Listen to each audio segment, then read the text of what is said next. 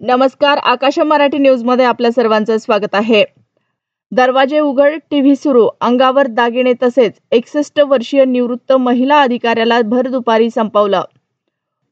उकडतंय म्हणून घराबाहेर झोपले, सख्या भावंडांवर मृत्यूचा एकत्र घाला, नाशिकमध्ये दोघांचा करुण अंत। जुन्या कायद्यांमुळे सहकार मरणासन्न स्थितीत होता, अमित शहांची काँग्रेसवर टीका।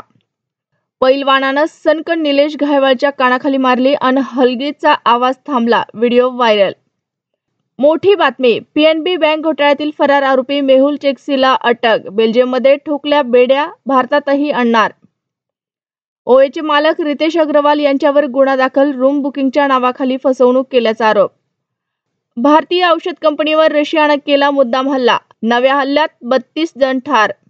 डॉक्टर आंबेडकरांवर दिल्लीत अंत्यसंस्कारास काँग्रेसने विरोध केला होता, योगी आदित्यनाथ यांचा घणाघाती आरोप।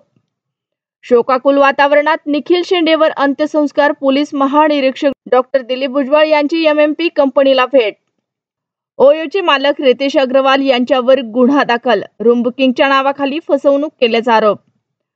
कवठे महांकाळ तालुक्यात कुचीजवळ भीषण अपघात, एका महिलेचा मृत्यू, 11 जण जखमी। बॉम्बने त्याची गाडी उडवून देऊ, सलमान खानला पुन्हा जीवे मारण्याची धमकी। 401 जणांनी 10 तास केली मोजणी, बांगलादेशातील या मशिदीला भरभरून दान। पीएनबी घोटाळा, फरार मेहुल चोक्सीला बेल्जियममध्ये अटक, भारताच्या विनंतीवरून कारवाई। कल्याण येथे अल्पवयीन मुलीची बलात्कार करून हत्या करणाऱ्या विशाल गवळीची कारागृहात आत्महत्या।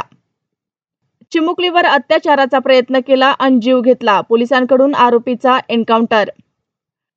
अशाच नवनवीन बातम्या पाहण्यासाठी आमच्या आकाश मराठी या न्यूज चॅनलला सबस्क्राईब करा। बातमी आवडल्यास बातमीला लाईक आणि शेअर करा।